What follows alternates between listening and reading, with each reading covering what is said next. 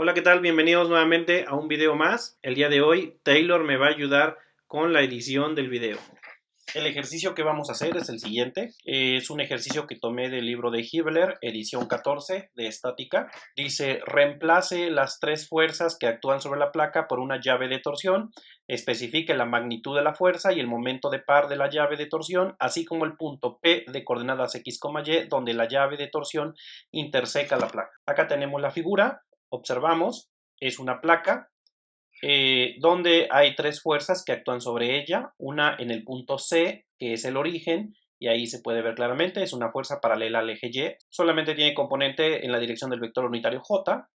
Luego tenemos una fuerza en el punto B de 300 newton hacia abajo, es una fuerza que únicamente está en la dirección menos K, y finalmente una fuerza de 400 newton, que es paralela al eje X, esto es, solamente tiene componente en X. Para reducir este sistema a una llave, lo primero que debemos hacer es todas las fuerzas colocarlas en un punto. En particular, yo voy a escoger el punto C, que es el origen. Ahí voy a colocar todas las fuerzas. Como observamos, la fuerza Fc ya está actuando directamente en el origen, por lo tanto, esa fuerza simplemente la voy a dejar ahí. Ahora vamos a mover la fuerza Fb, que es de menos 300 Newton-K, hacia el origen, pero antes de moverla tenemos que ver qué es lo que está haciendo esta fuerza. Esta fuerza, para empezar, está empujando la placa hacia abajo, es decir, la placa aquí no se observa, pero está sostenida por apoyos. Evidentemente la placa no puede estar flotando en el aire. Entonces, esta fuerza lo que está intentando hacer es mover o desplazar la placa hacia abajo. Por supuesto que no lo va a hacer porque, repito, seguramente hay algunos apoyos que van a evitar que la placa se mueva.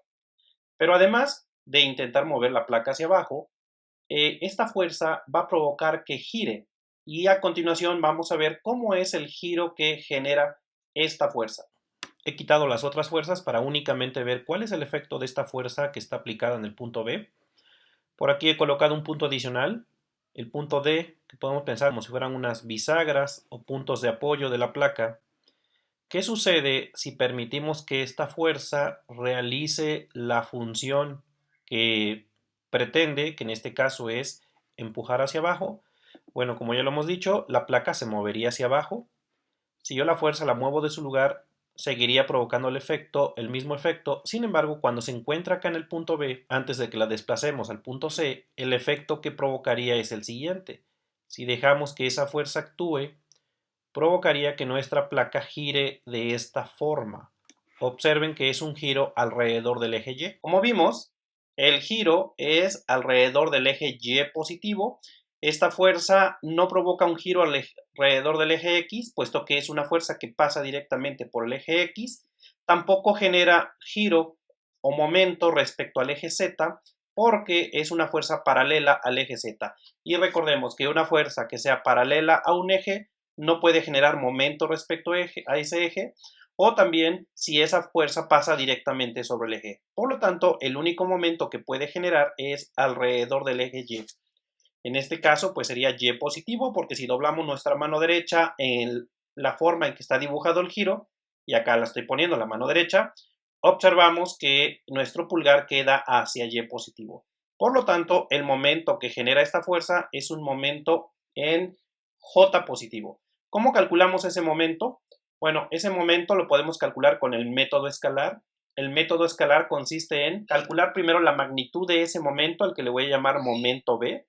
Y la forma de calcularlo es la magnitud de la fuerza, que en este caso es 300 newton, por la distancia más corta que hay del punto donde actúa la fuerza, que es en el punto B, a donde está el eje de giro.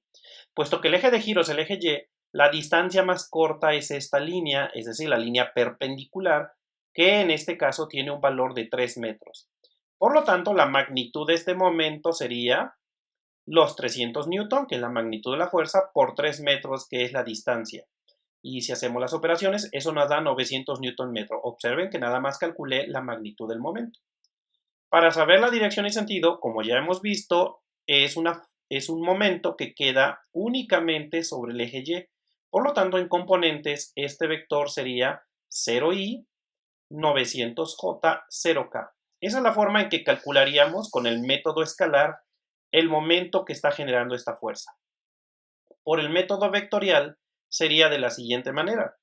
Necesitamos hacer un producto cruz y esto ya me daría directamente el vector en componentes cartesianas y el producto cruz es RB, que es un vector que va de la posición a donde voy a llevar la fuerza, que es el punto C, a la posición donde se encuentra la fuerza en este momento. Es decir, es un vector que iría del punto C al punto B. Por acá lo voy a poner en color rojo. Este es el vector RB. Y FB pues es la fuerza que ya la tenemos en componentes. Como observamos, este vector RB es un vector que únicamente está sobre el eje X. Por lo tanto, en componentes este vector sería 3i, 0j, 0k. Y la fuerza, por otro lado, pues sería un vector que únicamente está sobre el eje z negativo, es decir, 0i, 0j menos 300k. Si hacemos el producto vectorial o producto cruz de estos dos vectores, y aquí yo voy a dejar que ustedes lo hagan, encontrarán que el resultado es exactamente el mismo. Esto es el momento que yo tengo que colocar si es que voy a desplazar esta fuerza de su posición original a la nueva posición. Es decir, cuando la fuerza se encuentra en el punto C ya no va a generar este momento y sin embargo pues yo necesito que el sistema siga siendo equivalente, por lo tanto debemos colocar este vector como un vector adicional que yo siempre lo digo es el precio que tenemos que pagar por haber movido la fuerza de su lugar. ¿A qué me refiero? Bueno, pues acá tenemos la fuerza actuando en el punto B, nos la vamos a llevar al punto C y ahí está, ya la colocamos en el punto C, pero ahora debemos pagar el precio por haberla movido y este momento pues es un vector que acá lo he dibujado en color verde paralelo al eje Y. Ahora vamos a mover la fuerza FA que es de 400 Newton y que es paralela al eje X. Primero vamos a ver qué efecto está generando esta fuerza sobre la placa y sobre todo el efecto de momento. ¿Qué tipo de momento está generando? Si ahora permitimos que esta fuerza actúe de la forma en que lo está haciendo y permitimos que haya una rotación de la placa, el efecto de esa fuerza sería más o menos así. Ahí obviamente estoy desplazando la fuerza un poco para poder apreciar el efecto. Realmente la fuerza no se movería de su lugar. Pero esto sería, digamos, la intención que tiene esa fuerza de hacer girar la placa respecto al eje Z. Y en este caso sería un giro que iría de la forma en que lo hemos dibujado acá. Como acabamos de ver, es una fuerza que está generando un momento alrededor del eje Z. El giro sería de esta manera, como he dibujado aquí esta flecha. Y si colocamos nuestra mano derecha de tal manera que los 4 dedos los doblemos así como está el giro, nuestro pulgar quedaría hacia abajo, es decir, el momento quedaría hacia Z negativo. Nuevamente lo podemos hacer por el método escalar o por el método vectorial. Por el método escalar sería simplemente fuerza por distancia, eso me daría la magnitud de este momento. La fuerza tiene una magnitud de 400 newton y la distancia es la distancia más corta que hay de la fuerza hacia el eje, que en este caso es el eje Z. Para ello tendríamos que deslizar la fuerza y colocarla en este punto, aplicando el principio de transmisibilidad que me dice que una fuerza yo la puedo deslizar sobre su propia línea sin que el sistema se vea alterado. Y si estamos en este punto, la distancia más corta que hay del eje Z a este punto son 5 metros. Así que el momento sería 400 newton por 5 metros. Esto me da un valor de 2000. Evidentemente nada más es la magnitud. Como ya acabamos de ver, esa fuerza está generando un momento hacia Z negativo. En componente sería entonces 0i, 0j menos 2000k, newton metro. Por el método vectorial, pues sería similar a como lo hicimos con la fuerza en B. Tendríamos que hacer el producto vectorial de RA con FA, donde FA pues es esta fuerza, y RA sería un vector que va de la posición a donde la voy a llevar a la posición donde inicialmente estaba la fuerza, es decir, un vector que va de C a A. Ese vector acá le voy a llamar RA, acá lo he pintado en color rojo, y sus componentes serían, ¿cómo llego del punto C al punto A? Si queremos llegar del punto C al punto A, avanzaríamos 3 en X y luego 5 en Y, es decir, 3i, 5j, 0k. Ese sería el vector RA. La fuerza en componentes pues sería 400i, 0j, 0k. Y si hacemos el producto vectorial, el producto cruz de estas dos cantidades, obtenemos exactamente el mismo valor. 0i, 0j menos 200k, newton por metro. Ahora lo que vamos a hacer es trasladar esta fuerza a el punto C, ahí ya la hemos deslizado, y debemos introducir el momento que fue necesario para poder mover esta fuerza de su lugar. Y el momento, como acabamos de ver, es un vector que va hacia z negativo. Por lo tanto, ya podemos sacar la fuerza resultante, que sería sumar los tres vectores, FA, FB y FC. Y si sumamos los tres vectores, pues sería 400i más 200j menos 300k. Y esa sería la fuerza resultante. También debemos calcular el momento resultante.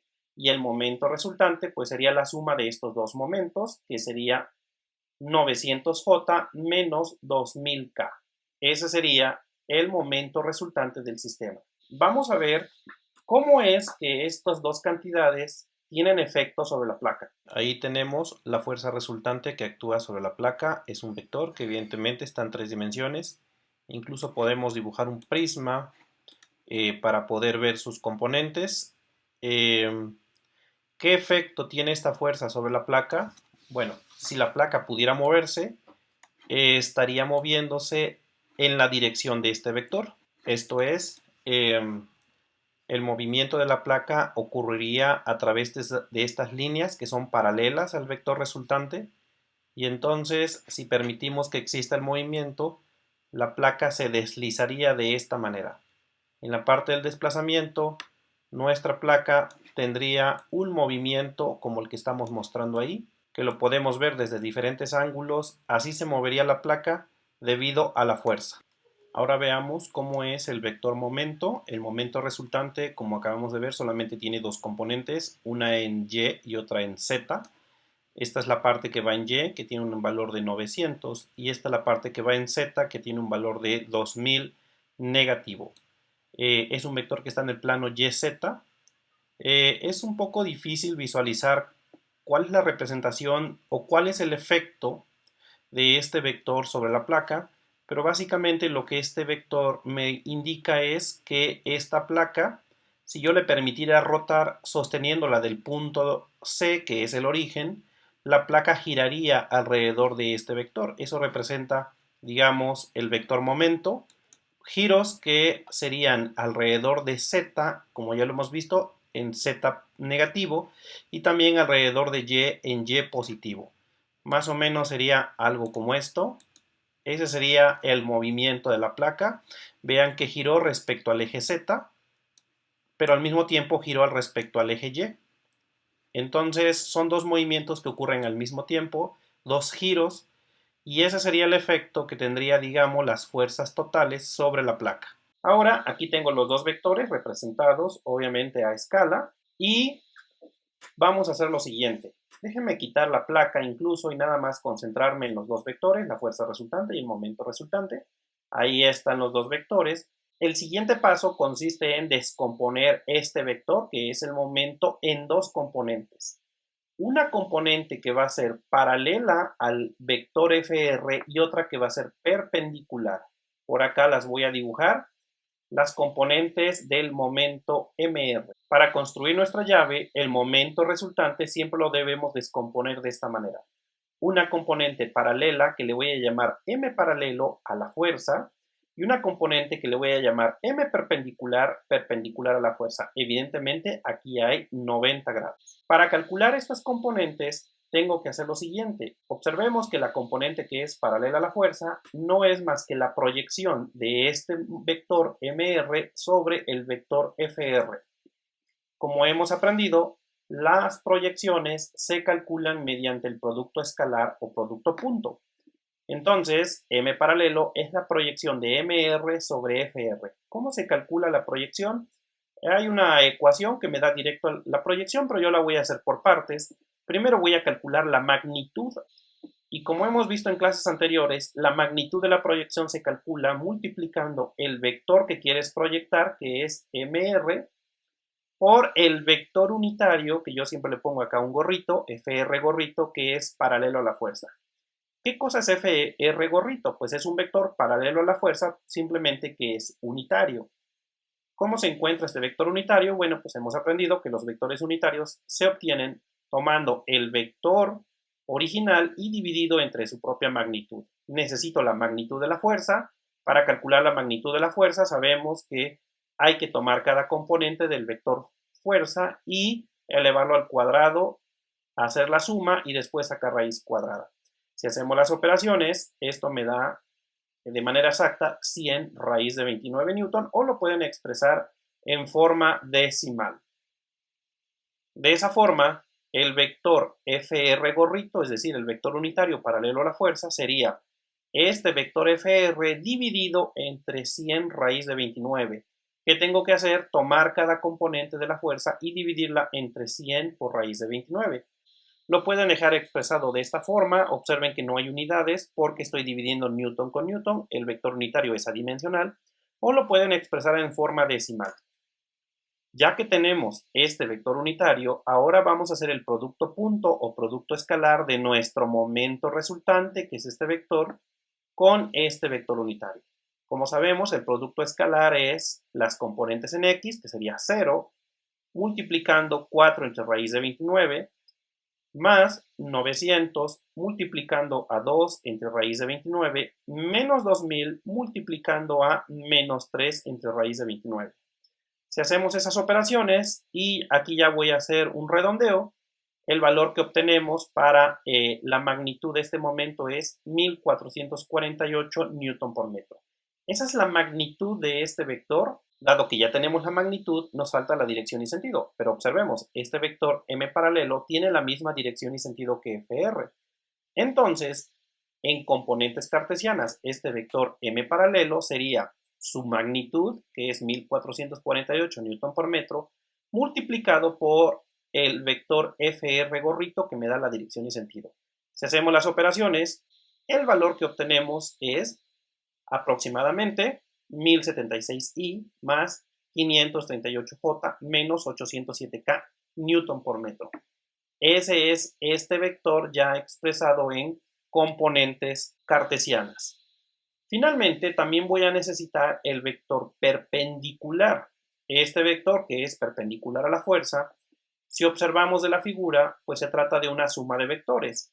M paralelo más M perpendicular es exactamente igual a MR. Entonces tenemos esta ecuación, y de esta ecuación podemos calcular el M perpendicular, que es este vector. Si despejamos, va a quedar que el M perpendicular es MR menos M paralelo. Ahora, lo único que tenemos que hacer es una diferencia de vectores, una resta. Al vector momento resultante le vamos a restar este otro vector que acabamos de calcular. Yo voy a dejar que ustedes verifiquen las operaciones, pero si hacen las operaciones van a obtener que este vector, que es el momento perpendicular, es menos 1076i más 362j menos 1193k newton por metro. Ya que tengo estos dos vectores, la llave se construye con los dos vectores que quedaron paralelos. Una llave está formada siempre por una fuerza y un momento. Estas dos cantidades que me quedaron acá van a formar mi llave. Entonces, el momento paralelo tiene una magnitud de 1448 y la magnitud de la fuerza, pues ya la habíamos calculado hace un rato, que era 100 raíz de 29. Por lo tanto, esos dos elementos van a formar mi llave. ¿Qué debo hacer ahora? Lo que debo hacer es, esta fuerza la debo colocar en algún lugar sobre la placa de tal manera que ella pueda generar el otro momento que me falta. Lo que debo hacer es, ahora que ya tengo los dos vectores, es la llave que originalmente estaba en el origen, la debo deslizar a un punto sobre la placa de tal manera que la fuerza resultante pueda generar el momento perpendicular, que es el que aún no he incluido. Una llave siempre la vamos a representar por un vector que tiene doble flecha. Esa es la representación que hacemos para una llave. La magnitud de la fuerza era 100 raíz de 29 o 538 ya redondeado. Y el momento tenía una magnitud de 1448, que es el momento paralelo. ¿Qué es lo que he hecho? La llave originalmente estaba en el origen, la he deslizado hacia este punto. El vector momento no tiene ningún problema, ya que el momento, recordemos, es un vector libre, así que el momento paralelo simplemente lo puedo llevar y colocar en este punto. Y la fuerza, al moverla a una nueva posición de coordenadas x, y, va a generar el momento, y el momento que quiero que genere es el que me falta, que es el momento perpendicular, que el vector r de componentes XY más YJ, es decir, un vector que va de donde estaba la fuerza a la nueva posición que estoy llevando la fuerza, cuyas componentes son XY más YJ más 0K, es decir, ¿cómo llego del punto C a este punto P? Pues nos moveríamos X en Y, luego nos moveríamos Y en J y 0 en K. La fuerza en esta posición debe generar este momento perpendicular. ¿Cómo lo vamos a hacer? El producto cruz de este vector R, cuyas componentes desconozco, con la fuerza resultante, que es 400I 200J menos 300K Newton, me tiene que dar justamente el momento perpendicular, que es la cantidad que aún me falta. ¿Cómo vamos a proceder? Pues vamos a hacer el producto cruz de este vector con esta fuerza resultante. Yo ahí lo dejo para que ustedes verifiquen. El producto cruz de estos dos vectores en el lado izquierdo nos da menos 300 Newton YI más 300 Newton XJ más 200 Newton X menos 400 Newton YK. Eso lo igualamos a menos 1076 I más 362J menos 1193 Newton metro. Cuando tengamos una ecuación que involucre dos vectores en el lado izquierdo y en el lado derecho, la única manera de que la ecuación sea válida es que las componentes sean iguales. ¿Qué significa esto? Que la primera componente, que es menos 300 Newton Y, debe ser igual a la segunda componente, que es menos 1076. De esa manera podemos calcular el valor de Y, aquí despejamos Y y obtenemos un valor de 3.59. Similarmente, para la otra componente, que es 300 Newton X, la vamos a igualar con 362 Newton por metro. Eso me lleva a la ecuación que he escrito en el lado derecho. De esa forma, el valor de X es 1.21 metros. Finalmente, si sustituimos estos valores para X y Y en esta expresión que tenemos aquí, obtendríamos un valor de menos 1194 newton por metro. Si se fijan, hay una pequeña discrepancia que tiene que ver con los redondeos que hemos realizado. Una llave siempre podemos pensar como si fuera un desarmador que estaría actuando directamente en el punto P, empujando hacia abajo con esta fuerza de 538 newton, y además, si el desarmador se introduce en la placa, podemos provocar una torsión o un momento de 1448 newton por metro. Para concluir, recordemos que el sistema original era este. Entonces, el sistema original se puede reducir a un sistema donde aplicaríamos una fuerza que sería como un desarmador, que estamos empujando hacia abajo con 538 newton, pero que además estamos tratando de que esto gire con 1448 newton por metro. Imaginen, por ejemplo, que la placa es una tabla y que el desarmador lo introducimos, digamos, de manera forzada sobre la tabla, y entonces nosotros estamos tratando de generar un giro y al mismo tiempo empujando hacia abajo. Este sistema es exactamente equivalente a este sistema. El efecto de estas tres fuerzas es lo mismo que el efecto que generaría esta llave. Con eso concluye el ejercicio. En caso de que tengan alguna duda, por favor pónganlo en los comentarios para mejorar estos videos. Hasta la próxima.